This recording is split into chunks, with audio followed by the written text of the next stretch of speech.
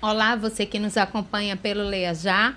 Eu, Tabata Alves, estou iniciando mais um gabinete e hoje recebendo Mirtes Renata e a deputada estadual pelo PSOL, Dani Portela, nesse gabinete especial pelo Mês da Mulher. Obrigada, deputada, pela sua presença aqui no gabinete mais uma vez. Obrigada, Tabata. É maravilhoso estar aqui mais uma vez contigo e principalmente acompanhada de Mirtes no mês que para a gente é tão importante. Obrigada, Mirtes, pela sua presença aqui conosco. Obrigada, Tabata, pelo convite. Para mim é uma honra estar aqui com você, com Dani Portela e com o pessoal que vai nos acompanhar. Dani, a gente tem uma Câmara, né, lá no Alep, a gente tem a Câmara do Recife, a gente tem o Congresso Nacional, e em nenhum desses espaços a mulher está bem representada em números, né? Não tem uma paridade de mulheres em cadeiras no mesmo tanto que temos de homens. Na verdade, existe uma distância muito grande, quase como um fosso, né? Eu convido as pessoas a pensarem numa fotografia. Faço sempre essa analogia. Se a gente faz uma fotografia das casas legislativas, seja no Congresso Nacional, na Câmara de Deputados, Senado, nas Assembleias Legislativas Estaduais, nas câmaras de vereadores ou no Executivo, essa foto ela vai ser majoritariamente de homens mais velhos e brancos. Quando você vê, então você não vê a diversidade que a gente tem no Brasil. Quando você vê alguém jovem, eu desafio que ele não seja neto ou filho de algum mais velho, homem, branco, mais velho que já passou por ali. E as mulheres, você tem poucas mulheres da política e a maioria delas são esposas, filhas e netas de alguém que já passou para a política.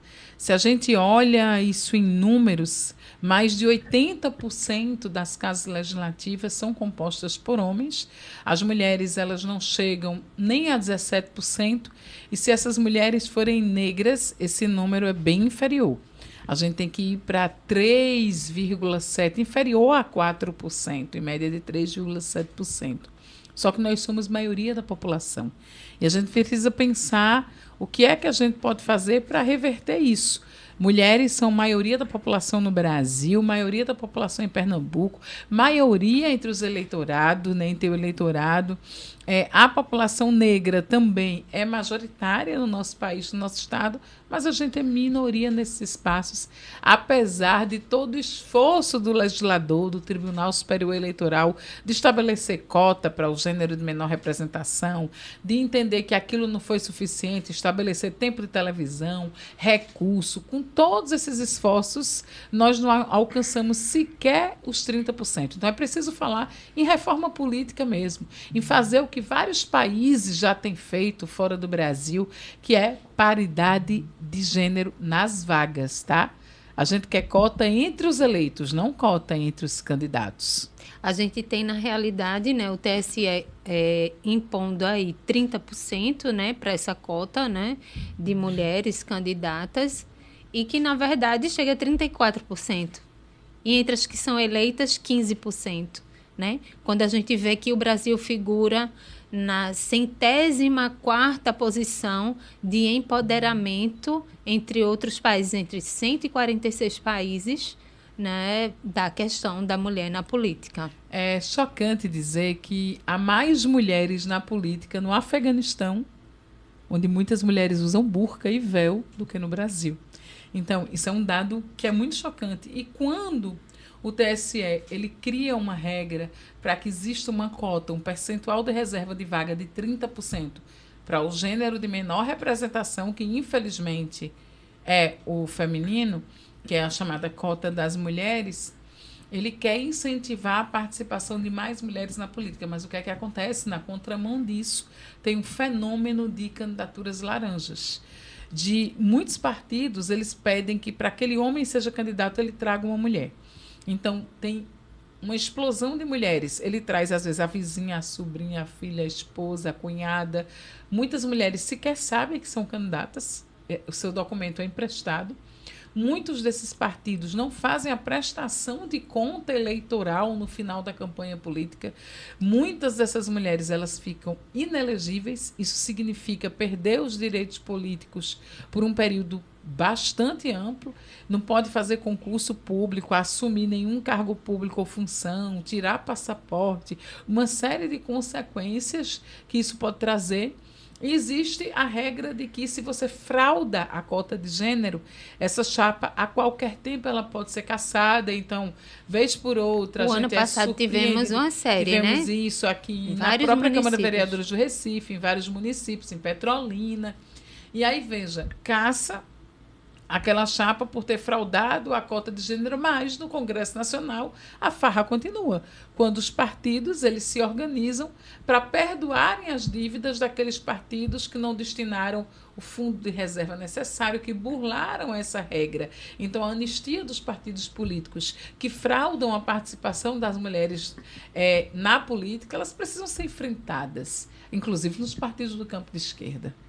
Quando a gente fala de políticas, né, para a mulher, a gente não fala só de Dani Portela, que é deputada estadual, de vereadoras, né, de governadoras, mas a gente fala de mulheres líderes que fazem política.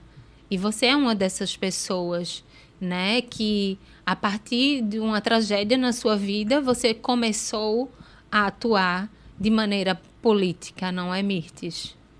Isso, só de estar fazendo esse enfrentamento ao judiciário, trazendo para a sociedade o caso do meu filho, as irregularidades que vêm dentro do judiciário, não só trazendo o caso do meu filho, mas trazendo o caso de outras crianças também, Sim. de outras irregularidades, dando voz a outras mães, é fazer política,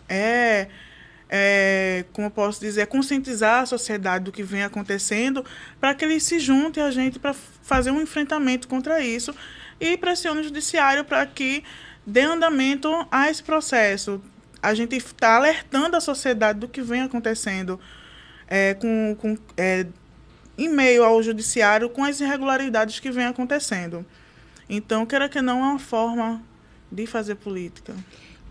Quando a gente vê o dado recente do Datafolha, né, que mais de 21 milhões de mulheres, né, 21 milhões e 400 mil mulheres, né, em 12 meses que sofreram agressões. E isso está muito perto de você, não está, Mirtes?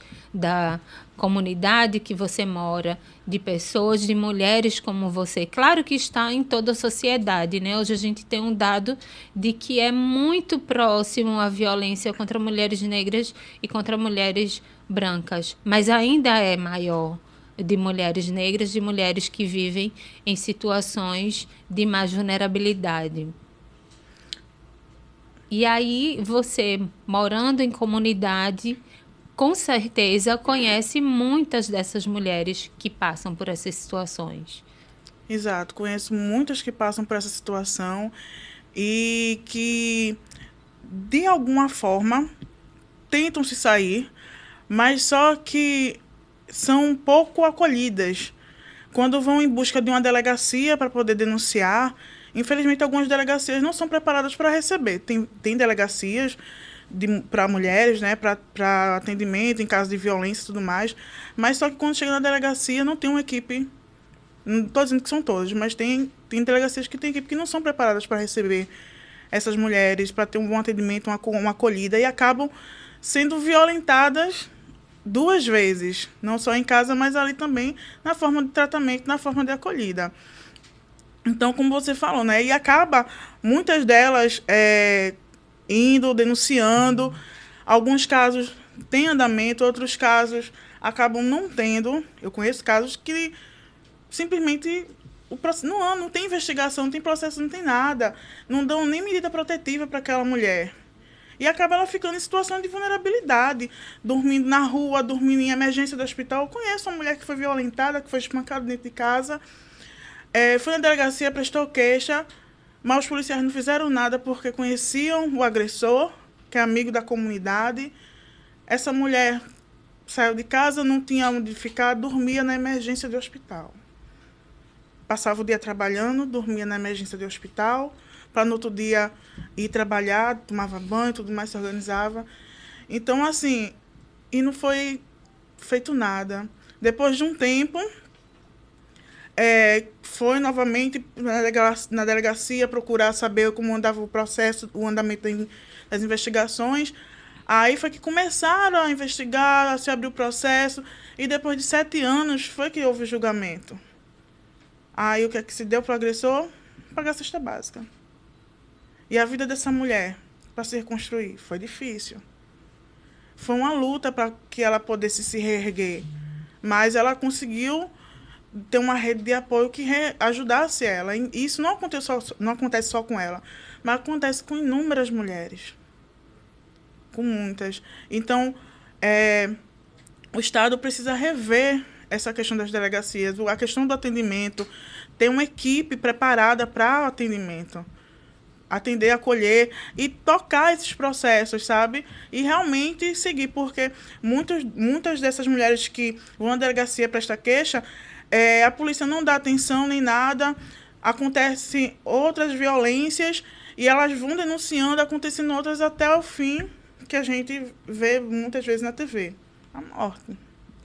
A gente tem a Lei Maria da Penha, né, deputada? A gente tem outras emendas, inclusive a Lei Maria da Penha, que é um exemplo de lei para o mundo, né? Mas a gente tem esse grande aumento, a gente teve esse grande aumento de quase 10% do aumento de agressões para as mulheres, né? Então, como que o Legislativo tem enfrentado essa questão? No mês da mulher, traz-se muitas pautas, traz-se muitos projetos. Gostaria até que a senhora citasse seus projetos em relação a isso, mas a gente ainda tem uma longa caminhada, né, para segurar essas mulheres.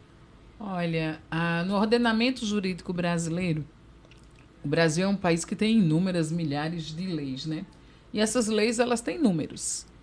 A Lei Maria da Penha é a primeira lei do nosso ordenamento jurídico, que é uma lei que tem um nome de uma mulher, Maria da Penha, cearense, que sofreu 2 tentativas de feminicídio por parte do ex-companheiro. E essa lei ela é do ano de 2006. E ela já tem uma necessidade de pensar em medidas preventivas, mas também punitivas, né? Para enfrentar um problema que é histórico. E é um problema que eu não preciso nem perguntar a Mirte se ela conhece alguém. É qualquer pessoa.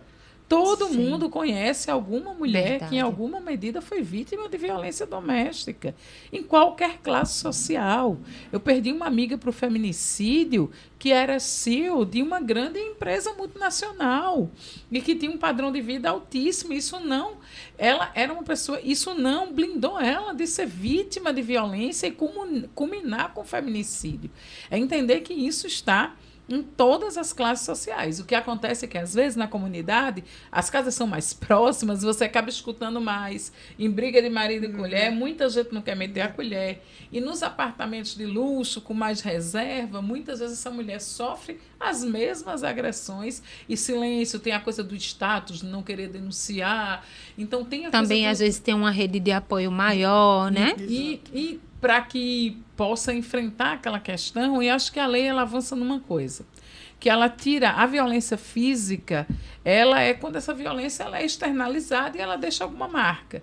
Mas a lei ela fala de outras modalidades de violência. Então, hoje, você tem que olhar para a violência psicológica. Até essa mulher ser agredida fisicamente, ela já passou por toda uma situação de uma relação que é violenta e abusiva, a violência material, a violência patrimonial, de mulheres que não trabalham, não têm renda e precisam ficar naquela relação violenta porque não tem para onde ir com seus filhos, não tem como dar sustento. E aí, quando chega a delegacia, o que é que acontece com essas mulheres? Muitas vezes elas são revitimizadas. Existe um processo de dupla vitimização, porque ela consegue romper. Ela chega até aquele espaço, o agressor ele faz todo um trabalho que mina a autoestima dessa mulher, que diz que ela não é capaz, que ela não vai conseguir outra pessoa, que se ela deixar ele, ela não vai se reerguer, e ele vai ser preso. E o que é que vai acontecer? Quando ela chega na delegacia, muitas vezes são delegacias que não funcionam 24 horas, e a gente sabe que muitas vezes o aumento dos casos de violência doméstica está associado também, não é só à bebida, mas também ao consumo de bebida alcoólica, não só. Então, aumenta nos finais de semana, aumenta no período noturno, que é quando essa pessoa retorna para sua casa, e a delegacia, ninguém vai escolher horário comercial para bater numa pessoa. Então, essa mulher, ela chega e encontra a porta fechada, ou ela chega e encontra uma delegacia com profissionais, servidores públicos que não têm a formação adequada. Majoritariamente, às vezes, são muitos homens, você tem poucas mulheres policiais atendendo, e esses homens precisam ser constantemente capacitados, porque o que é que a gente escuta de relato? De mulheres que chegam até a delegacia e escutam: você tem certeza que você quer continuar com isso? Você olhe, você pode prender o pai dos seus filhos. Como é que você vai ficar se ele for preso? Então, mulheres que... Ou diz, o que é que você fez? Para que ele não bateu em você do nada. O que é que você fez para que isso tivesse acontecido? Então, isso faz com que muitas mulheres, elas desistam, elas voltem atrás, elas queiram deixar para lá, porque a sociedade, de alguma maneira, normalizou. E os casos de feminicídio, veja, a lei de feminicídio ela é de 2015. Antes disso, até recentemente, era admitido no ordenamento jurídico do Brasil os crimes passionais. O que é um crime passional? A palavra passional vem de paixão, de emoção. Quer dizer, ele matou diante de uma violenta paixão e emoção. Ele estava tão exaltado, apaixonado e emocionado que ele tirou a vida dela. O inverso. Quantas mulheres terminam os relacionamentos, descobrem traições e saem assassinando os seus ex-companheiros? Tem caso, tem exceções. Mas a regra do feminicídio, que tem aumentado cotidianamente, que a gente não para de ver notícia no jornal, por quê? Porque as pessoas se sentem donas da outra, querem dominar e não querem perder. Então, assim, não preciso ir para a comunidade ou para a Mirtes para saber que todo mundo conhece alguma mulher que tenha tido seu direito violado. O Brasil é o 5º país pior do mundo para as mulheres, o 5º país mais violento do mundo para as mulheres.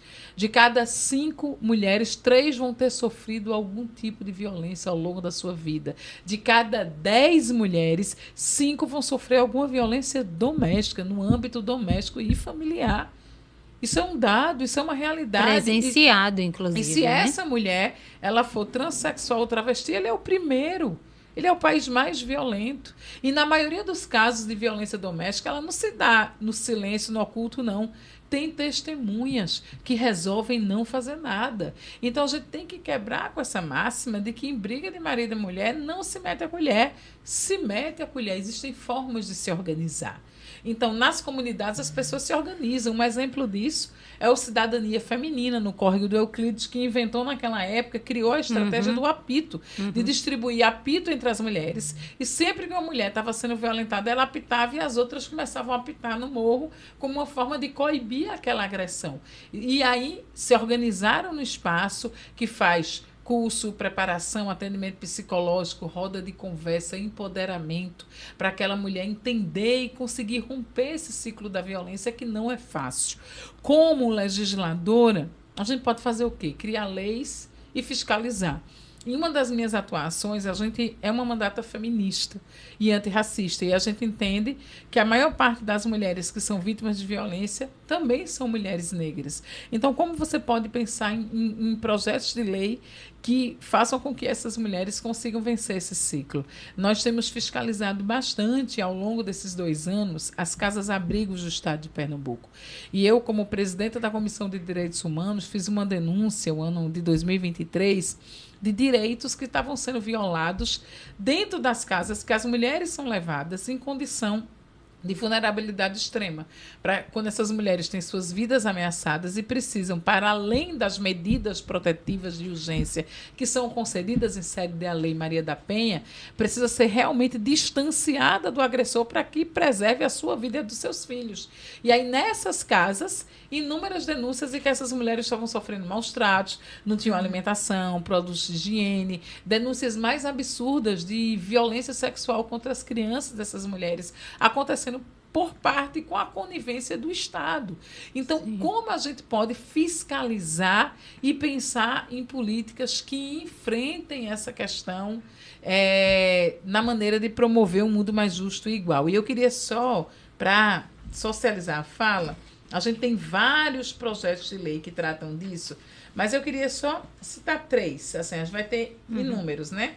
A gente tem um projeto que institui uma semana estadual de enfrentamento à violência contra as mulheres, a violência de gênero e raça, para a gente parar, pensar, refletir, produzir dados, que não se faz política sem ter dados. É preciso também olhar para a fiscalização do orçamento. Por exemplo, a Secretaria da Mulher do Estado hoje, ela está entre as 5 secretarias com menor orçamento de todas. E você não faz a política pública se você não tiver recurso destinado para aquela política pública. Nós temos também, nesse âmbito, uma lei estadual que fala da importância de reestruturar a política de abrigamento a partir dessas denúncias, do sucateamento dessa política no Estado. A gente tem uma lei para isso. A gente tem uma lei que obriga a oferta de comunicação às mulheres vítimas de violência sexual acerca dos seus direitos legais no âmbito de todo o Estado. A gente também tem a lei que institui o serviço de abrigamento, atendimento e proteção às mulheres em situação de violência doméstica e familiar sobre o risco de morte no âmbito do Estado, regulamentando esses abrigamentos. A gente também tem uma lei importante que dispõe sobre a proteção no atendimento de pessoas com deficiência nos serviços de saúde público ou privado no Estado, a fim de estabelecer medidas que garanta acessibilidade para as vítimas de violência doméstica e familiar contra a mulher. As vítimas que são pessoas com deficiência. Se a gente as vítimas já têm dificuldade de acessar os serviços, se essas mulheres vítimas têm um problema ainda maior. Então, a gente tem um conjunto de leis que falam sobre a busca por igualdade de gênero, quando a gente vive num país que construiu o primeiro banheiro feminino no Senado Federal em 2016. Então, a gente tem muito a conquistar ainda. Tem mesmo. E você, Mirtes, na atuação, na sua batalha, que tem sido sua batalha de vida dos últimos anos, né, você enfrenta uma mulher que, de algum modo, facilitou, né, com que seu filho ficasse de maneira insegura e que ele fosse vitimado. Como é esse seu sentimento, né, de ver que uma outra mulher, que também é mãe, que estava ali para assegurar a segurança do seu filho e que tomou uma atitude que levou seu filho à morte e hoje está solta? É um sentimento de tristeza, de revolta, mais de revolta do que de tristeza. De tristeza pelo fato dela ter feito aquilo com meu filho, de eu ter perdido meu filho, meu único filho, Miguel Otávio, de 5 anos de idade, que esse ano estaria com 10 anos, agora em novembro ia completar 11 anos. Ia estar grandão, lindo, a coisa mais linda da minha vida. E revoltada pelo fato dela estar solta, pelo fato dela ser uma mulher branca, privilegiada, e ter o privilégio, não que esteja errado, ela está de acordo com a lei, ela poder recorrer em liberdade, mas ela está tendo o privilégio da lei estar sendo correta com ela, dela poder estar recorrendo em liberdade, está vivendo a vida dela como se nada tivesse acontecido. Ontem mesmo, a personal dela, que estuda comigo, postou uma foto dela na academia sorrindo, tá bem, tá fazendo faculdade de medicina, já se intitula como doutora Mariana Gaspar, que ela tirou o sari dela das redes e se intitula como doutora Mariana Gaspar. Tá viajando, tá vivendo a vida dela como se nada tivesse acontecido, da certeza da impunidade, pelo fato de ter o privilégio de ser uma mulher branca, rica, de uma família que tem muita influência dentro da sociedade pernambucana. Isso me gera uma revolta muito grande, sabe? E ver o judiciário andando em passos de tartaruga. No caso do meu filho, um caso que se tornou uma proporção internacional. O caso do meu filho foi citado na ONU. E o judiciário pernambucano não criou vergonha na cara e deu celeridade ao caso do meu filho. O caso do meu filho está lá no Tribunal de Justiça de Pernambuco. tendo vários erros no andamento, a gente apontando os erros e pedindo correção e aquela lentidão. O caso de Miguel antes era físico, agora todos os processos são digitais. Quando houve a digitalização, teve várias folhas que que não estavam visivelmente bem ali para poder seguir o processo. E se apontou onde estava o erro para se refazer o trabalho, e meses para se refazer.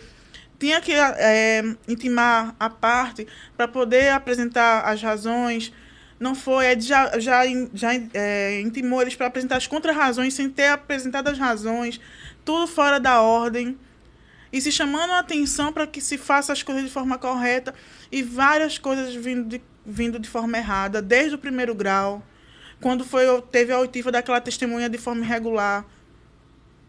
A gente chamando a atenção e o juiz não vai ter nenhum prejuízo ao processo. E quando sai a sentença trazendo uma punição para mim e para minha mãe, onde naquela sentença a única pessoa que tem que ser punida, que tem que receber a sentença pela morte do meu filho, é Sari Mariana Gaspar Corte Real. Então, eu vejo que o judiciário está, protegendo ela, sabe? Mesmo a gente cobrando, o Brasil cobrando, o mundo cobrando, e ainda está em passos de tartaruga. Então, assim, eles pensam que vão nos calar, mas não vão, de uma forma ou de outra. O caso de Miguel vem havendo cobranças. Dani sempre cobra nas redes dela.